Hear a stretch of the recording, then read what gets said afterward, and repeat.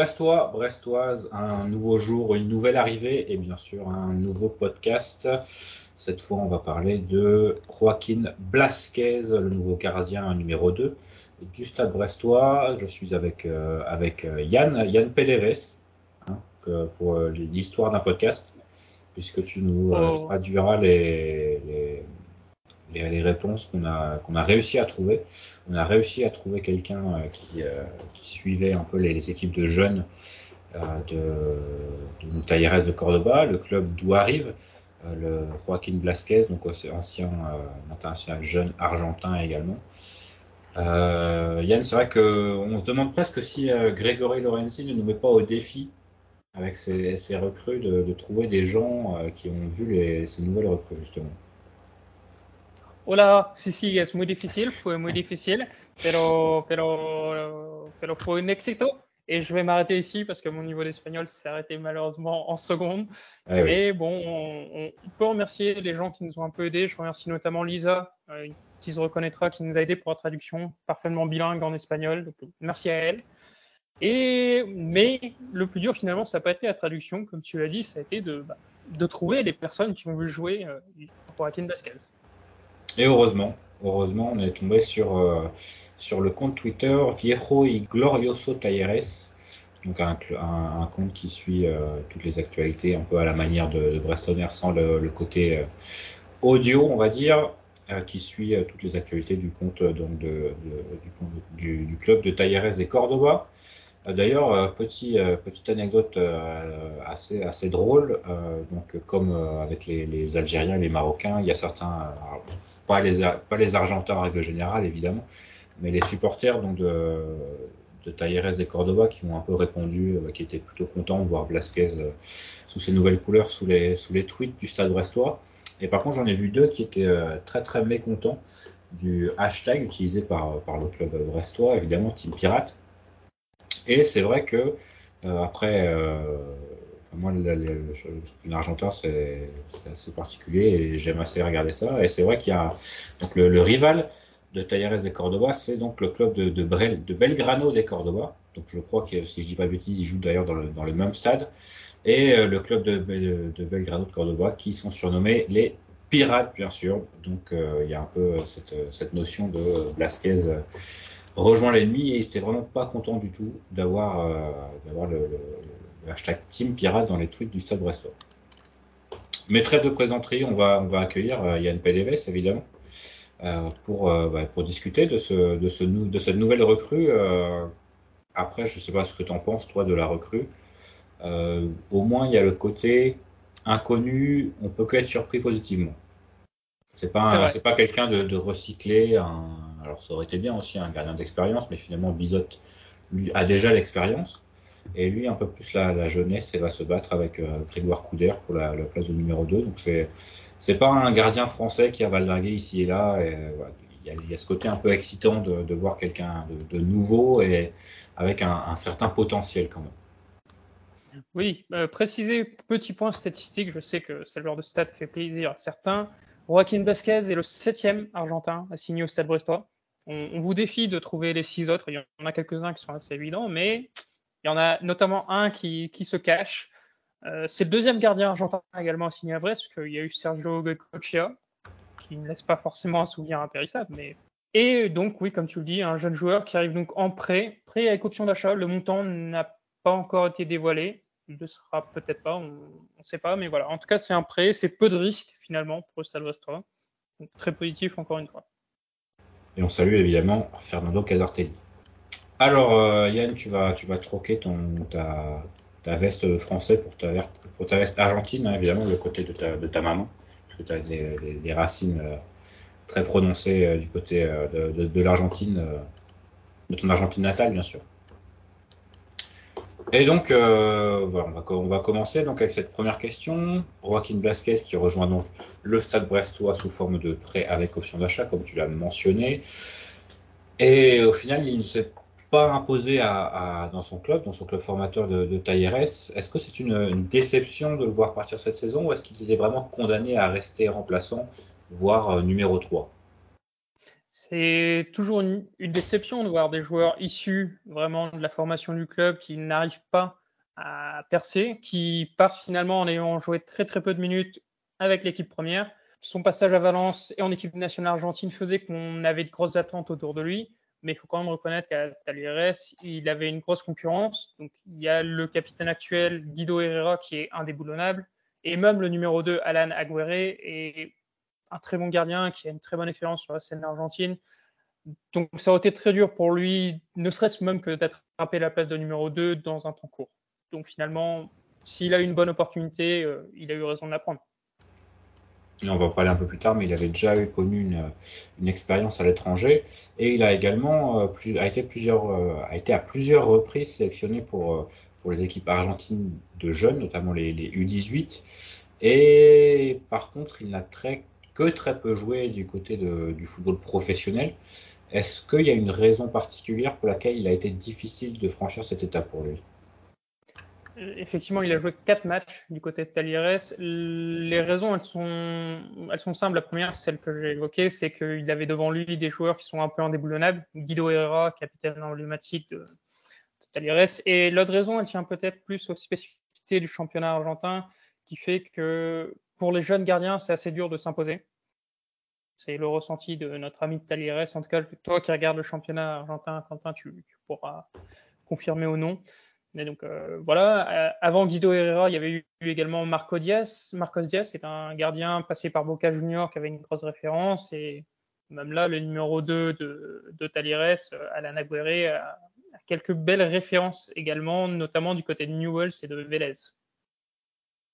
Et même par exemple, pour citer le plus grand club argentin du moment, River Plate, qui est l'un des clubs peut-être qui fait le plus confiance aux jeunes, le gardien a 35 ans. Franco Armani, qui avait, je crois, joué le huitième de finale contre la France à la Coupe du Monde, si je dis pas de bêtises.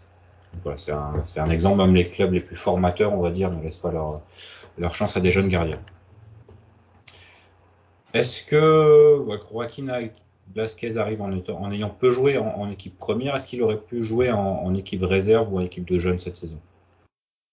Oui, finalement, c'est la bonne nouvelle avec sa position de numéro 3, c'est que comme il était numéro 3, il était à disposition de l'équipe réserve et il a assez souvent joué en alternance avec l'autre jeune gardien, Pedro Caixinha.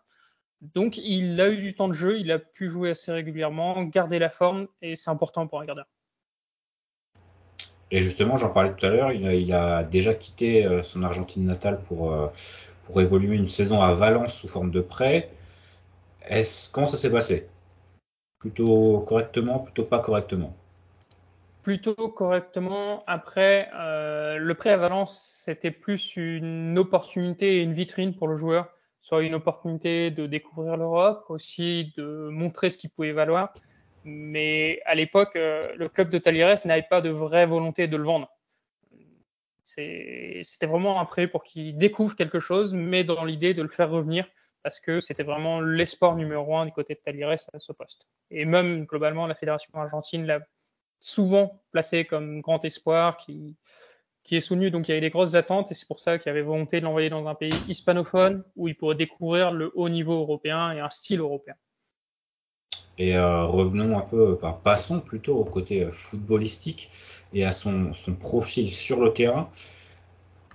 On se situe au niveau de ses qualités, de ses défauts. Est-ce que c'est un gardien plutôt moderne? Est-ce que c'est quand même un grand gabarit qui s'inscrit un peu plus dans justement ce qui se fait actuellement, contrairement à l'ancien, on va dire, gardien numéro 2. Donc il y a un net changement de profil pour le Stade Brestois. Qu'est-ce qu'on peut s'attendre de Joaquin Blasquez? Oui, effectivement, Joaquin Blasquez, 1m93, sa taille, c'est vraiment son grand avantage, son grand point faible, son grand point fort. Il l'utilise très bien, notamment dans les duels aériens. C'est quelqu'un qui a une bonne lecture de jeu, qui n'hésite pas à sortir, qui aussi malgré sa taille arrive à aller très vite au sol, qui est très dynamique sur ses appuis. Et surtout, ce qui l'a longtemps démarqué au moins des autres gardiens argentins, c'est son jeu au pied, qui est vraiment très très bon. Maintenant, c'est comme tout gardien, pour pouvoir réaliser son potentiel, pour pouvoir progresser, il lui faut des minutes de jeu. Et ça, pour l'instant, il les a pas eu du côté de Talleres. Et justement, est-ce qu'on doit s'attendre est-ce qu'il y a des axes de progression que Julien Lassuer, sur lequel Julien Lassuer doit se pencher particulièrement? Il n'y a pas de gros points faibles, en tout cas. Maintenant, il lui faut du temps de jeu pour être en condition réelle. Il lui faut aussi qu'il arrive à se stabiliser avec une défense. Évidemment, il faudra qu'il apprenne la langue française. Mais voilà, il n'y a pas de gros points faibles. Et c'est pas un gardien qui se craque totalement sur un match. Après, c'est vrai qu'au niveau de la langue française, on peut citer par exemple Yann Pédéves, hein, tu parles plutôt bien français, donc je pense que la transition se fera assez facilement, hein, si on suit ton exemple évidemment. Joaquín, donc Blasquez quitte son Argentine. Est-ce qu'il a la maturité, selon toi, pour le, pour se mettre au niveau et effectuer cette transition au mieux et rapidement, on va dire? C'est difficile à estimer, mais on peut quand même se dire que Joaquin Blasquez est quelqu'un de très bien entouré. Ses différentes sélections avec l'Argentine en équipe jeune, parfois il a pu s'entraîner d'ailleurs avec l'équipe première, font qu'il aurait pu prendre le melon, être quelqu'un d'assez égocentrique, et finalement non, il ne l'a pas. Visiblement, son agent sait comment l'orienter. On a l'impression que c'est quelqu'un qui a déjà une très grosse maturité. Son expérience à Valence lui a permis de découvrir l'Europe. Alors certes, c'est un pays hispanophone, mais de sortir finalement de son cocon familial. Donc, je pense personnellement qu'il a les capacités et la maturité nécessaires pour réussir ce défi. Enfin, voilà, c'est le grand pas. Il saute le grand pas, il quitte son Argentine natale, il quitte son statut de grand espoir du football argentin. Et est-ce que c'est quelqu'un d'imposant dans le vestiaire ou plutôt quelqu'un de discret, en tout cas actuellement? Alors, évidemment, la question de la langue sera à prendre en compte, donc on ne peut pas s'attendre à ce que ce soit un leader du vestiaire brestois d'emblée, mais il faut quand même signaler que dans toutes les équipes jeunes de Talleres, y compris avec les équipes nationales, c'était un des leaders, voire même le leader. Il a très souvent eu le brassard de capitaine en équipe jeune à Talleres. Donc, c'est quelqu'un qui, au moins en espagnol, n'hésite pas à prendre la parole, qui n'hésite pas à montrer l'exemple. Très bien. Et est-ce que à terme, l'une des questions les plus importantes évidemment pour nous supporters brestois, est-ce qu'il à terme pourra remplacer Marco Bizot qui d'ailleurs, si on en suit ton descriptif, ça ressemble au même type de gardien. Là, c'est notre ami Talieres. Je ne connais pas réellement Marco Bizot, donc je ne saurais pas dire. La seule chose qui est sûre, c'est que Joaquin a pour moi le niveau pour vraiment être un bon gardien de Ligue 1, peut-être même au-delà. Mais ce qu'il lui faut, c'est du temps de jeu, de la confiance et des repères. Là, pour l'instant, il jouera avec des gens qu'il ne connaît pas, dans un championnat qu'il ne connaît pas, avec très peu de temps de jeu ces dernières années. Donc, il faudra lui en donner. Ça peut être par les matchs de coupe ou voilà. Enfin, on espère qu'il puisse grappiller petit à petit du temps de jeu. Ça serait bien qu'il puisse jouer avec la réserve également chez vous. Potentiellement, il peut être un bon, même très bon gardien de Ligue 1. Maintenant, il faut confirmer. Et est-ce que pour finir, il a souffert de grosses blessures ces derniers temps ou pas du tout? Non, non. De mémoire, j'en ai une seule qui me vient en tête, mais c'est une blessure déjà qui n'était pas très grave et surtout qui a montré qu'il avait une capacité de récupération très forte, qui était revenu beaucoup plus vite que prévu.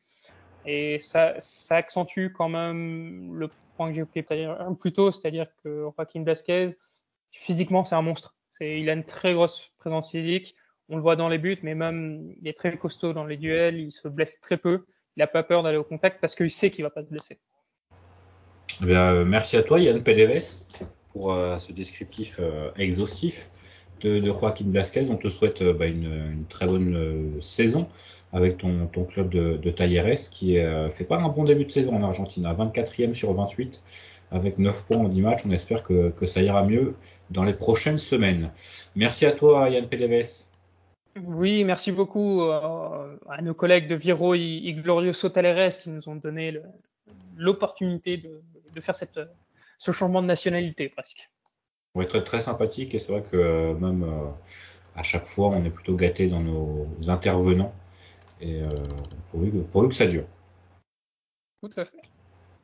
Sur ce, mon cher Yann, est-ce que tu as davantage de choses à dire sur Blasquez, toi tu es plutôt hype par ce transfert ou pas du tout? Vraiment, c'est un joueur que je connais pas. On recrute un numéro 3 du championnat argentin, donc vraiment aucun avis. Si ce n'est peut-être que personnellement, ça me dérangeait pas de partir avec Couder en numéro 2. Donc, si on a trouvé mieux pour quelque chose de rentable, il n'y a pas de souci. Hein. Mais voilà, Grégoire Couder, j'ai bien aimé sa préparation. J'aime bien le personnage aussi. Il y a une très bonne interview dans le West France. Donc, j'espère que ça va bien se passer entre ces deux-là. Et évidemment, Marco Bizot, bon, on n'a pas trop de doute que ça se passe bien. Et effectivement, comme je l'ai dit à Yann Péléves, ça a l'air d'être deux profils qui se ressemblent assez nettement. C'est peut-être l'un des critères de sélection d'ailleurs. Grands, C'est possible. qui vont vite au sol, plutôt bon jeu au pied aussi. Dans les airs, c'est pas trop mal. Ça a l'air justement, peut-être que l'un pourra devenir un peu le, le modèle de l'autre, on va dire. Et c'est vrai que je pense qu'on a l'un aussi des meilleurs entraîneurs des gardiens de Ligue 1. Tous les gardiens qui sont passés avec Julien Lachuer ont progressé, si je dis pas de bêtises. Hein. Il y a de bonnes choses qui peuvent se passer avec Joaquin Vázquez, donc on attendra sûrement les matchs de coupe pour voir ça, mais on attendra ça avec plutôt d'impatience, on va dire. Tout à fait. Peut-être qu'on pourra le voir dès demain contre Valladolid. On verra. Et donc, Ou même dès ce soir, oui, dès ce soir. Dès ce bien sûr, soir. bien sûr, Excusez-moi. bien sûr. Tout à fait. Dès ce Et soir. c'est vrai qu'avec le décalage horaire en Argentine, c'est peut-être demain. Donc je ne dors pas. Parfait. Sur ce, Yann, Sur ce, une nouvelle Quentin, recrue, un nouveau jour, et on va se retrouver très bientôt pour le podcast sur l'attaquant, bien sûr. on espère, on espère. Sur ce, je dis Kenavo, ou comme on dit chez moi, hasta la vista. Hein. Et vamos Brest!